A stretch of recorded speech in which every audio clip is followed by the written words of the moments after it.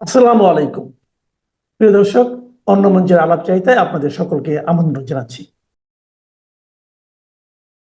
ধন্যবাদ আপনাকে। আসলে আপনি যে কথাটা বললেন যে ইউনূস পালিয়ে যেতে পারে, তার তো পালিয়ে যাওয়া ছাড়া উপায় নাই। কারণ তিনি যদি এই দেশে থাকেন, এমনকি এই দেশে যদি তথাকথিত ইলেকশন বা সিলেকশন বা নির্বাচন হয়েও যায়, তারপরেও তিনি নিজেকে নিরাপদ মনে করবেন না। কারণ চোরের মন পুলিশ পুলিশ অথবা কানার মনে মনে জানা। তিনি ভালো করেই জানেন তিনি এই দেশের কি কি ক্ষতি করেছেন, এই দেশের সার্বভৌমত্বের কি কি ক্ষতি করেছেন, এই দেশের ব্যবসায়ের কি ক্ষতি করেছেন, এই দেশের রাজনীতিবিদদের কি ক্ষতি করেছেন, এই দেশে কৃষক শ্রমিক মেহনতি মানুষের কি ক্ষতি করেছেন, এমনকি এই দেশের ছাত্রদের ভবিষ্যতের কি ক্ষতি করেছেন, তা সবাই জানে। সুতরাং তিনি এই দেশ থেকে পালিয়ে যাওয়া ছাড়া কোনো বিকল্প আছে বলে আমি মনে করি না। কারণ তিনি যদি এই দেশে কোনোভাবে থেকে থেকে যেতে চান, হয় তার জেল হবে, ফাঁসি হবে। আমার মনে হয় সেই সুযোগও, সেই সৌভাগ্য তার জুটবে না। কারণ বাংলাদেশের জনগণ আমার ভাষায় তাকে পেটে পাড়া দিয়ে নাড়ি ভুড়ি বের করে ফেলবে। সুতরাং তিনি যেকোনো মূল্যে নির্বাচন দিয়ে পালিয়ে যেতে চাইবেন, এটা স্বাভাবিক। আর আপনি যেটা বলেছেন আন্তর্জাতিক চাপ, সেটা তো অবশ্যই আছে। কারণ যারা আন্তর্জাতিকভাবে যারা সোজা কথায় তারা যাকে এখানে কামলা হিসেবে, গোলাম হিসেবে, দাস হিসেবে পাঠিয়েছিল, তারা বুঝে ফেলেছে যে ইউনূস আসলে তাদের মধ্যে যে মহান ব্যক্তি ছিল, আসলে তিনি মহান তো ননই, তিনি একজন আদম ব্যাপারী। তিনি একজন দালালও না, তিনি একজন কামলা, তিনি দাস, এবং তিনি নিজের স্বার্থ ছাড়া কিছুই বুঝেন না। এটা তারা বুঝে ফেলেছে। সুতরাং তারা তাকে চাপ দিবে, এটাই স্বাভাবিক। আর একটা দেশ কোনোদিন ১৭ মাস ম্যাজিস্ট্রেসি পাওয়ার দিয়ে চলতে পারে না, মব সন্ত্রাস দিয়ে চলতে পারে না। তাই আন্তর্জাতিক বিশ্ব চোখ বা দৃষ্টি এখন এইদিকে আসছে। এছাড়া যে হারে আওয়ামী লীগের মুক্তিযুদ্ধের পক্ষের শক্তি সহ যেভাবে নির্যাতন নিপীড়ন করতেছে, যেভাবে মানবাধিকার লঙ্ঘন করতেছে, পাশাপাশি এই দেশের এই দেশের সংখ্যালঘুদের উপর যে নিপীড়ন, তাদের জিন্দা পুড়িয়ে জ্বালিয়ে দিচ্ছে, এটা বিশ্ব থেকে নীরব থাকবে বলে আমার মনে হয় না। তাই নির্বাচনের একটা চাপ থাকতেই পারে। আমি তো আপনার চ্যানেল সহ অন্যান্য অনেকের চ্যানেলে আমি বলেছি যে আমি ফেব্রুয়ারি ১১ তারিখ রাত ১২টা, মানে রাত ১১টা ৫৯ মিনিট পর্যন্ত আমি নিশ্চিত যে নির্বাচন হচ্ছে না। তারপরে যদি আবার কেউ কেউ তো আপনার চ্যানেলে এসে বলেছে যে তারা মানে ১২ তারিখেও তারা নির্বাচনের দিনও নির্বাচন ক্যান্সেল হয়ে যেতে পারে বলে দাবি করেছেন। এমনকি এই সময়ের যারা দাস, ইউনূসের যারা গোলাম এবং দাসের দাস, তারাও বলতেছে নির্বাচন হবে না। আর এই দেশে এই মুহূর্তে কিন্তু বিএনপি ছাড়া কেউ নির্বাচন চাচ্ছে না। যেহেতু বিএনপি ১৭ বছর ক্ষমতার বাইরে ছিল, তারা এখন ক্ষমতায় যাওয়ার জন্য উদগ্রীব হয়ে গেছে, উন্মাদ হয়ে গেছে। তাদের যারা সমর্থক নেতাকর্মীরা লুটপাট করার জন্য অস্থির হয়ে আছে।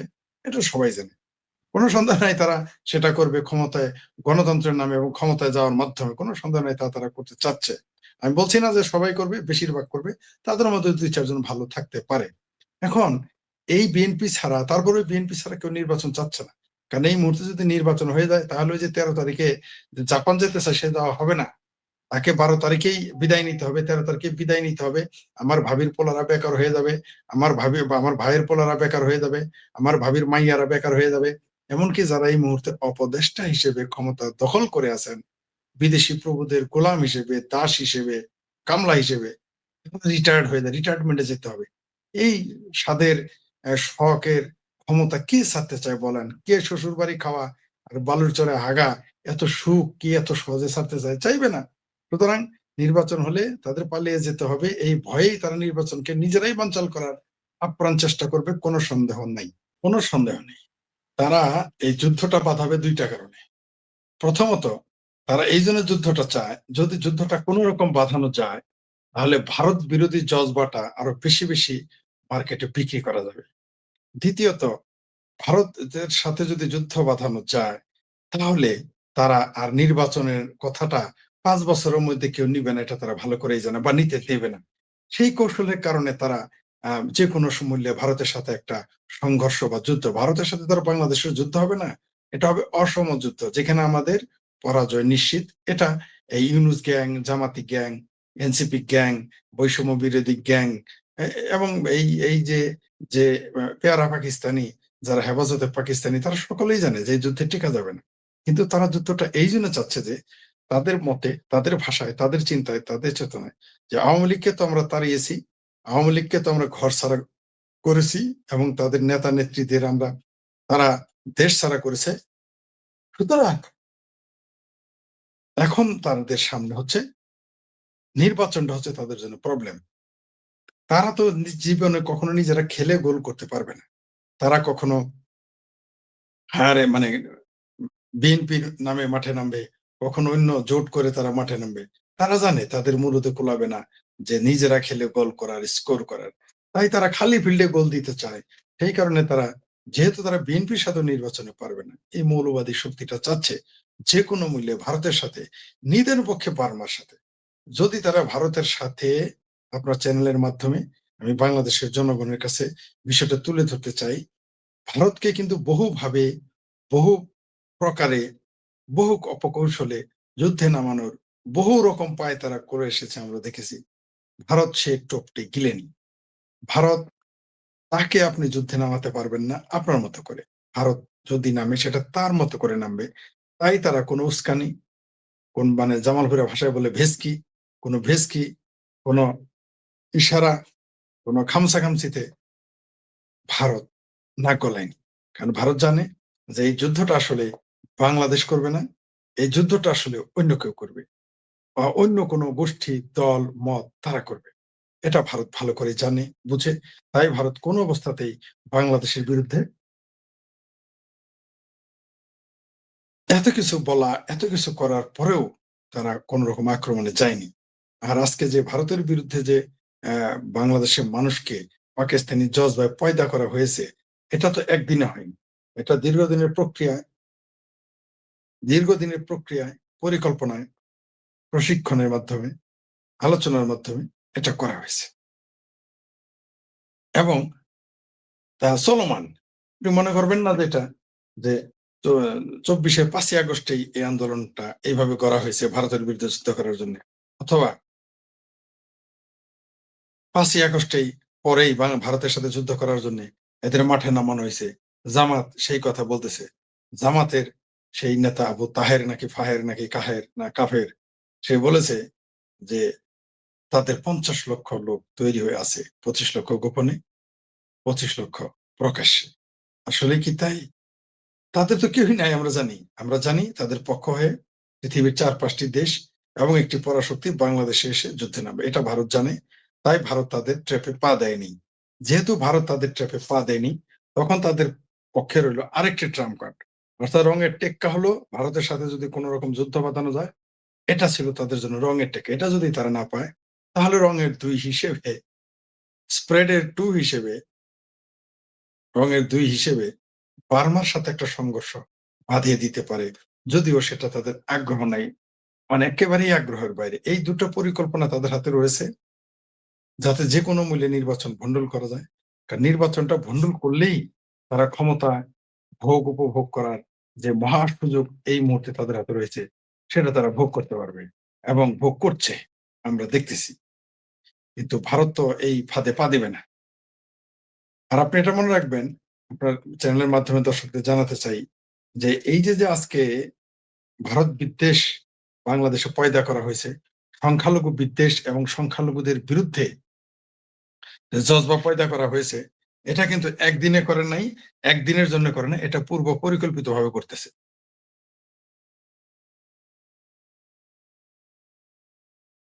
এটা দীর্ঘ পরিকল্পনার অংশ, দীর্ঘমেয়াদী পরিকল্পনার অংশ। হয়তো এটা ২ যুগ, হয়তো এটা ৩ যুগ, হয়তো এটা ৪ যুগ যাবতই পরিকল্পনা করা হচ্ছে কিভাবে ভারতের বিরুদ্ধে বাংলাদেশকে মাঠে নামানো যায়। কোনো সন্দেহ নেই। কারণ পাকিস্তান ভাঙার বেদনা এই দেশের মৌলবাদী গোষ্ঠী কখনোই ভুলতে পারবে না। পাকিস্তানের ভাঙার বেদনা জামাত কখনোই ভুলতে পারবে না। পাকিস্তান ভাঙার বেদনা এই ছাত্র শিবির এর ওরফে ইসলামী ছাত্র সংঘ এরা ভুলতে পারবে না। পাকিস্তান ভাঙার বেদনা আল বদর ভুলতে পারবে না। পাকিস্তান ভাঙার বেদনা আল শামস ভুলতে পারবে না। পাকিস্তান ভাঙার বেদনা রাজাকার এবং রাজাকারের উত্তরসূরিরা ভুলতে পারবে না। পাকিস্তান ভাঙার বেদনা নেজামে ইসলাম ভুলতে পারবে না। পাকিস্তান ভাঙার বেদনা মুসলিম লীগ ভুলতে পারবে না। এই গোষ্ঠীগুলো প্রতিনিয়ত কাজ করে যাবে কিভাবে বাংলাদেশের বিরুদ্ধে, প্রতিনিয়ত বাংলাদেশের বিরুদ্ধে, ভারতের বিরুদ্ধে, মুক্তিযুদ্ধের বিরুদ্ধে, বাংলাদেশের পতাকার বিরুদ্ধে, বাংলাদেশের সংবিধানের বিরুদ্ধে, বাংলাদেশের জাতীয় সঙ্গীতের বিরুদ্ধে সব সময় একটা জজবা তৈরি করা যায়, যে জজবাটা হবে পাকিস্তানি জজবা। সেই জজবা এখানে তৈরি করে যে কোনো মূল্যে ভারতের সাথে একটা ক্লেশে জড়ানো, যাতে তারা ভারতকে পরিকল্পিতভাবে ধ্বংস করতে পারে বা বিপদে ফেলতে পারে, ভারতকে দুর্বল করে ফেলতে পারে।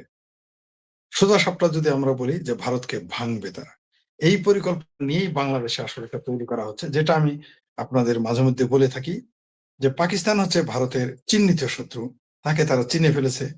পাকিস্তান ভারতের জন্য ক্যান্সার, সারা পৃথিবীর জন্য একটা আম, বিপজ্জনক একটা দেশ এই পাকিস্তান। তো ভারত এটাকে সার্জারি করবে, ক্যান্সার যেমন অপারেশন করলে ভালো হয়ে যায়, ভালো হয়ে যাবে। কিন্তু এই বাংলাদেশ, আমার দেশ, আপনার দেশ, আমাদের এই দেশটা, লাল সবুজের পতাকার এই দেশটা ভারতের জন্য গলার কাটা হয়ে বিঁধে গেছে। না পারতাছে একে গিলতে, না পারতাছে একে গলা থেকে উগরে ফেলে দিতে, এটা পারতেছে না। পাকিস্তান সেই সুযোগটা নিয়েছে। পাকিস্তান জানে যে তার ভূমি থেকে যদি ভারতকে হামলা করে সরাসরি, পাকিস্তান অস্তিত্ব থাকবে না। পাকিস্তান এক টুকরা তো হয়েছে 1971 সালে, এবার 5 টুকরা হয়ে যাবে আরো, এটা পাকিস্তান জানে। আমরা দেখেছি অনেকে পাকিস্তানি জজবা খুব লাফালাফি করে। আমি তাদের বলতে চাই, এত পাকিস্তানের মুরুদ, পাকিস্তান যুদ্ধ করে না কেন? তারা প্রতিদিনই কাশ্মীর দখল করতে যায়। তারা বলে কাশ্মীর নাকি তাদের শাহ রগ, তাদের ঘাড়ের রগ।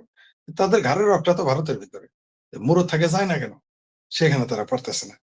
তাই তারা বাংলাদেশে একটা ক্ষেত্র তৈরি করেছে, দ্বিতীয় ক্ষেত্র, ভারতকে অস্থিতিশীল করার জন্য।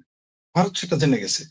ভারত আমার মনে হয় বাংলাদেশকে নিয়ে এখন নতুন করে ভাববে। শুধু ভারত না, বাংলাদেশের উপরে সংখ্যালঘুদের যে নির্যাতন নিপীড়ন চলেছে, যেভাবে তাদের হত্যা করা হচ্ছে, যেভাবে তাদের মেরে পিটিয়ে মেরে ফেলে চালিয়ে দেওয়া হচ্ছে তাদের লাশ, বহির্বিশ্ব বা আন্তর্জাতিক বিশ্ব এটা ভালো চোখে দেখতেছে না। বাংলাদেশ নিয়ে তাদেরকে নতুন করে ভাবতে হচ্ছে, নতুন করে বাংলাদেশ নিয়ে তাদের পরিকল্পনা করতে হচ্ছে। সেই পরিকল্পনা বাংলাদেশের জন্য হয় খুব খারাপ, হয় খুব ভালো, বা কি হবে সেটা আমরা এখনো জানি না। ভারত বাংলাদেশকে নিয়েও নতুন করে ভাববে, কারণ ভারত মনে করেছিল বাংলাদেশ হচ্ছে তার বন্ধু রাষ্ট্র। কিন্তু ভারত যতই ভারতের আহ পররাষ্ট্র পররাষ্ট্র উপদেষ্টা যতই এখানে আসুক, যতই এখানে আহ তারা সৌজন্যতা দেখাক, তারা জানে যে বাংলাদেশ তাদের জন্য বিপজ্জনক হয়ে উঠেছে।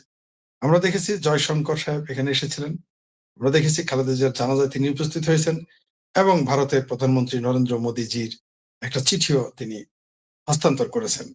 তিনি চাইলে এই চিঠিটা স্থানীয় বাংলাদেশের রাষ্ট্রদূতের মাধ্যমে পৌঁছে দিতে পারতেন। তা না করে জয়শঙ্করকে যে পছন্দ হয়েছে, তার মানে এই নয় যে তারা আহ বিএনপির সাথে ভারতের কোন চুক্তি বা যুক্তি বা পরামর্শ বা লেনদেন হচ্ছে, এটা আমি বিশ্বাস করি না, করতে চাইও না। কারণ তারা জানে যে আওয়ামী লীগের ভিতরে যদি ভারত বিদ্বেষী মানুষ থাকে, তাহলে বিএনপির ভিতরে যে আওয়ামী লীগের পক্ষে লোক নাই, এটা তো একটা 10 বছরের শিশু বোঝে। রাজনীতির যে সরে সরে বোঝে না, তারাও জানে। কারণ বিএনপি কোনো রাজনৈতিক দল না, মূলত বিএনপি হচ্ছে আওয়ামী লীগ বিরোধী, এমনকি যারা কিছু কিছু লোক মুক্তিযুদ্ধ বিরোধী, যারা সরাসরি জামাতে যেতে লজ্জা পায়, তারা বিএনপিতে যুক্ত হয়ে থাকে। এটা হচ্ছে আওয়ামী লীগ বিরোধী, মুক্তিযুদ্ধ বিরোধী, ভারত বিরোধী, হিন্দু বিদ্বেষী একটা প্ল্যাটফর্ম। আবার বলছি, বিএনপি হচ্ছে একটি প্ল্যাটফর্ম। কি প্ল্যাটফর্ম? মুক্তিযুদ্ধ বিরোধী, আওয়ামী লীগ বিরোধী, বঙ্গবন্ধু বিরোধী, ভারত বিরোধী এবং হিন্দু বিরোধী যারা, তাদের জন্য বিএনপি হচ্ছে একটা প্ল্যাটফর্ম। সেখানে এই যে সকল বিরোধী, পাকিস্তানের পক্ষে, জঙ্গিবাদের পক্ষে যারা, তাদের একটা মিলন মেলার জায়গা হচ্ছে বা ক্লাব হচ্ছে বিএনপি, কোনো সন্দেহ নাই। বিএনপি বারবার প্রমাণ করেছে যে তারা যদিও মুখে বলে স্বাধীনতার ঘোষকের দল, কিন্তু আমরা দেখেছি যে স্বাধীনতা, মুক্তিযুদ্ধ এইসব বিষয়ে তাদের বিন্দুমাত্র আগ্রহ নেই। তাদের আগ্রহ শুধু ক্ষমতা কেন্দ্রিক, এবং ক্ষমতায় গিয়ে এবং ক্ষমতায় যাওয়ার আগে এবং পরে তারা মুক্তিযুদ্ধের চিহ্ন স্মারক সব ধ্বংস করছে। আমরা দেখলাম যে বঙ্গবন্ধুর 7ই মার্চের ভাষণ পাঠ্য বই থেকে বাদ দেওয়া হলো, বিএনপি টু শব্দটি করে। এতে প্রমাণিত হয় যে বাংলাদেশ আসলেই, এমনকি অনেক প্রগ্রেসিভ দল বলে কথিত, তারাও খুব একটা প্রতিবাদ শোনা যায় নাই, করে নাই। হয়তো দুই একজন মিউ করে কিছু বলতে থাকতে পারে, সেটা আলাদা বিষয়, কিন্তু তারাও করে নাই। বারবার প্রমাণ হয়ে গেল, আবার প্রমাণ হয়ে গেল যে বাংলাদেশের মুক্তিযুদ্ধের রক্ষক, মুক্তিযুদ্ধের চেতনা বলেন, আর মুক্তিযুদ্ধের দল বলেন, মুক্তিযুদ্ধের চ্যাম্পিয়ন বলেন, এরাই সব। বাংলাদেশের মুক্তিযুদ্ধের চেতনা এবং বাংলাদেশের জাতীয় সঙ্গীত বাংলাদেশের পতাকা, বাংলাদেশের স্বাধীনতা, সার্বভৌমত্ব আওয়ামী লীগের হাতে নিরাপদ, এবং আওয়ামী লীগ যে দাবি করে তারাই চ্যাম্পিয়ন এবার আমরা প্রমাণ করে দিয়েছি। কারণ এই মুহূর্তে বাংলাদেশে যেভাবে মুক্তিযুদ্ধের চেতনা, মুক্তিযুদ্ধের স্মারক, মুক্তিযুদ্ধের চিহ্ন, মুক্তিযুদ্ধের ইতিহাস যেভাবে বিকৃত করা হলো, এই ব্যাপারে কোনো দল কোনো প্রতিবাদ করে নাই। আওয়ামী লীগ বিরোধিতা করতে গিয়ে, ভারত বিরোধিতা করতে গিয়ে, বিজেপি বিরোধিতা করতে গিয়ে সরাসরি মুক্তিযুদ্ধের বিরোধিতায় পর্যবেসিত হয়েছে তাদের এই আন্দোলন, তাদের বক্তব্য, তাদের লেখা, তাদের আলোচনা, পর্যালোচনা, সমালোচনা। যখনই আপনি মুক্তিযুদ্ধের কথা বলবেন, এদের মুখটা শুকে যায়, এদের মুখটা অন্ধকার হয়ে যায়। যতই সুন্দর থাকুক, ঝকঝকা থাকুক, চেহারাটা আমার মতো কালো হয়ে যায়। আমরা দেখেছি মুক্তিযুদ্ধের কথা বললেই তারা প্রথমেই ইনিয়ে বিনিময়ে যে কোনো মূল্যে আওয়ামী লীগকে কাঠগড়ায় দাঁড় করাতে চায়। এই বাংলাদেশে যারা মুক্তিযুদ্ধে, যারা তথাকথিত প্রগ্রেসিভ, এমনকি যারা বলে আওয়ামী লীগের সমালোচনা করে, তাদের আপনি কখনো জামাতের সমালোচনা করতে শুনেছেন? আপনি বিএনপি কে কবে জামাতের করার সমালোচনা করতে শুনেছেন? এই যে মাত্র ৪-৫ মাস যাবৎ বিএনপি জামাতের বিরুদ্ধে কথা বলে, যখন তারা দেখলো যে তাদের ভোটে ভাগ বসাচ্ছে, তাদের ক্ষমতায় ভাগ বসাচ্ছে, এছাড়া কোনোদিনও জামাতের সমালোচনা তারা করেনি। বামপন্থীরা কখনোই জামাতের সমালোচনা মানে নামমাত্র করে থাকে। তারা করে না তা বলবো না, নামমাত্র। কিন্তু আওয়ামী লীগ নিয়ে যদি ১০ বার সমালোচনা করে থাকে, সেই তুলনায় জামাতকে নিয়ে তারা একবার সমালোচনা করেছে। ভারতকে নিয়ে যদি তারা ১০ বার সমালোচনা করে, তবে জামাতকে নিয়ে তারা একবার করেছে। আর বিএনপি তো সুবহানাল্লাহ, তারা তো কখনোই জামাতের সমালোচনা করবে না, পাকিস্তানের সমালোচনা করবে না। কারণ পাকিস্তানের গোয়েন্দা প্রধান বলে যে খালেদা জিয়াকে তারা পয়সা দিয়েছিল। সুতরাং তারা পাকিস্তানের বিরোধিতা করবে না, তারা কখনোই জামাতের বিরোধিতা করবে না। কারণ তারা যদিও বলে ঘোষকের দল, স্বাধীনতার ঘোষকের দল, কিন্তু আদতে তারা এই জামাতের আদর্শকেই তাদের আদর্শ মনে করে। একটা পত্রিকার হেডলাইন থেকে বলছি যে নিরপেক্ষ তত্ত্বাবধায়ক সরকার ছাড়া সুষ্ঠু নির্বাচন সম্ভব নয়। যেখানে 12ই ফেব্রুয়ারি নির্বাচনের তারিখ ঘোষণা করা হয়েছে এবং এই বদিউল আলম মজুমদার নিজেও এই ডক্টর ইউনূসের যে টোটাল গ্যাংটা রয়েছে তার একজন সদস্য। তো বদিউল আলম মজুমদার আজকে বরিশালে কেন বলছেন যে এই নিরপেক্ষ তত্ত্বাবধায়ক সরকার ছাড়া সুষ্ঠু নির্বাচন সম্ভব নয়? বর্তমানে তো কোনো নিরপেক্ষ তত্ত্বাবধায়ক সরকার ক্ষমতায় নেই, তাহলে কি সুষ্ঠু নির্বাচন হবে না বলে আশঙ্কা করছেন তিনি, এবং তার এই আশঙ্কার কথাও তিনি বলেছেন।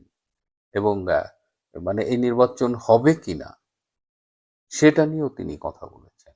তো ইউনূস শিবিরের ভেতরের একজন যখন বলেন এই নির্বাচন হবে কিনা, কিংবা এই সুষ্ঠু নির্বাচনের জন্য একটা নিরপেক্ষ তত্ত্বাবধায়ক সরকার দরকার, তখন আমরা কি মেসেজ পাই?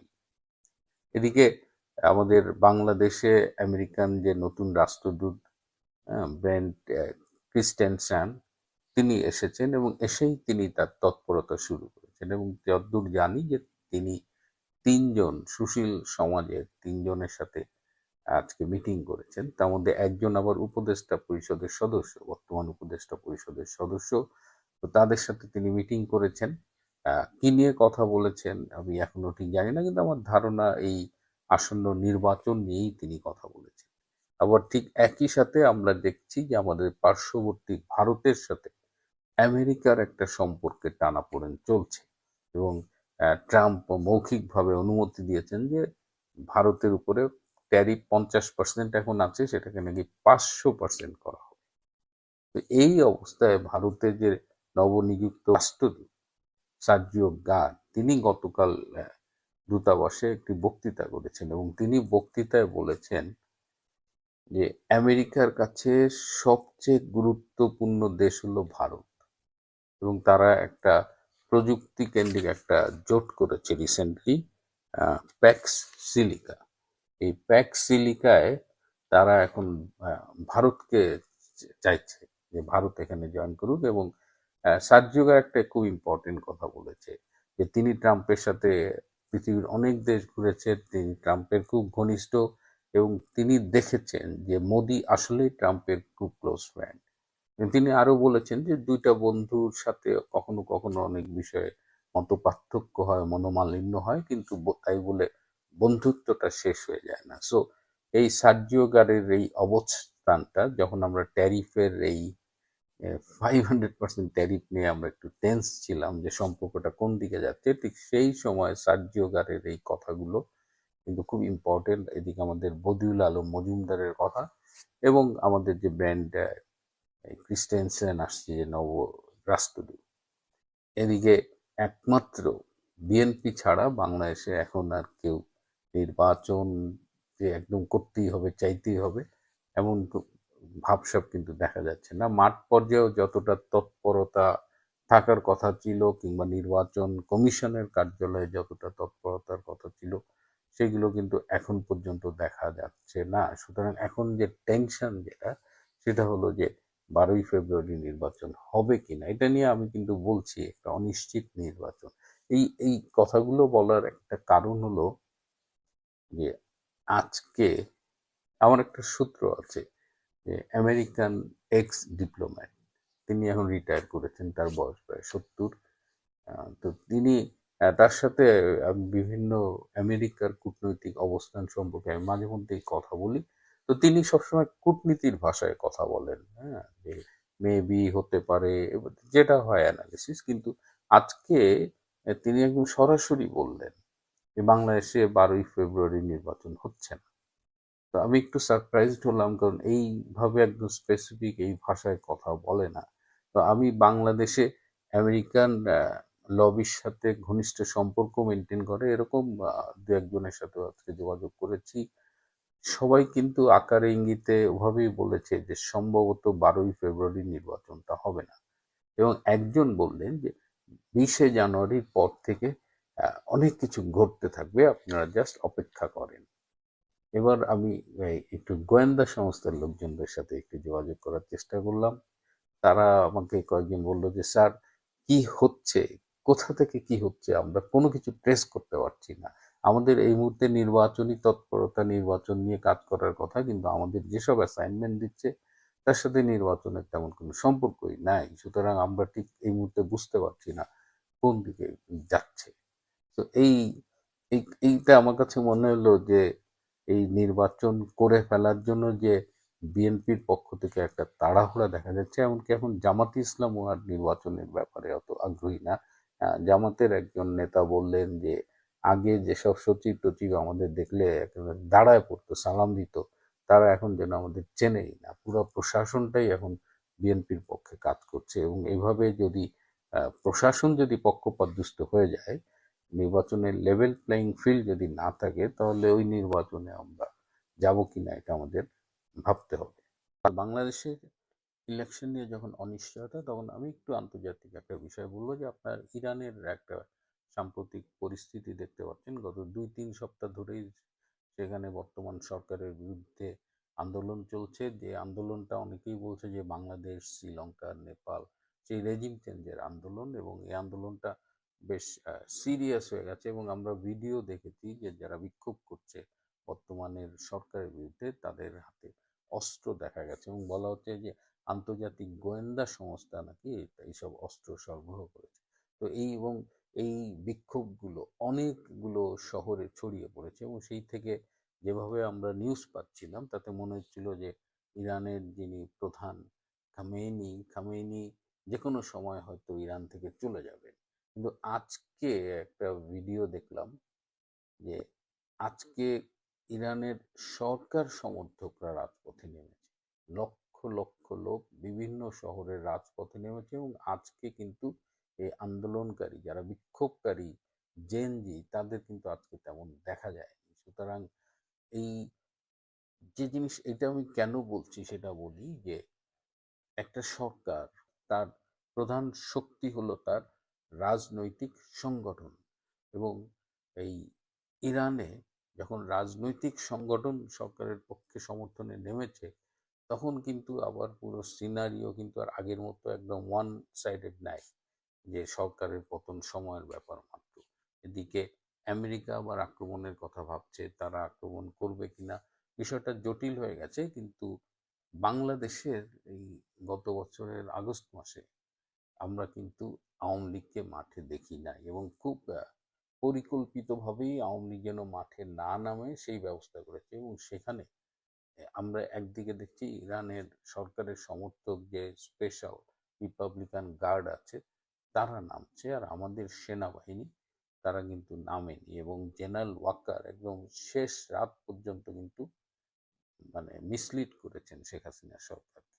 দল যখন বলেছে তারা সমাবেশ করতে চায়, তারা রাজপথে নামতে চায়, তখন এই ওয়াকার এবং অন্যান্যরা শেখ হাসিনাকে বিভ্রান্ত করেছিল যে রাজপথে নামলে প্রচুর ব্লাডশেড হবে, আপনি আওয়ামী লীগের সবাইকে ঘরে রাখেন, আই উইল টেক কেয়ার বলে জেনারেল ওয়াকার পুরা গেমটা তার হাতে নিয়ে নিয়েছে আওয়ামী লীগের বাইরে।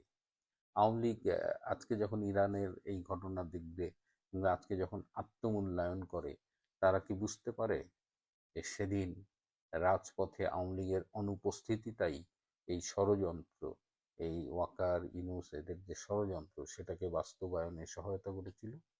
এর থেকে সব সরকারের জন্য, সবার জন্য টেক হোম মেসেজ হলো যে রাজনৈতিক সরকারের প্রধান ক্ষমতার উৎস হবে তার রাজনৈতিক সংগঠন। আমলা, আইন শৃঙ্খলা রক্ষাকারী বাহিনী, আর্মি, এরা কখনোই কোনো সরকারকে নিরাপত্তা দিতে পারে না, বরং সময় সুযোগ পেলে এরা পোল্টি খেয়ে যায়, এরা ডলারে বিক্রি হয়। কিন্তু দিনের শেষে যেটি থাকে সেটি হলো রাজনৈতিক সংগঠন। এই সরকার একটা লেজে গোবরের পরিস্থিতি তৈরি করেছে, এতে কোনো সন্দেহ নেই।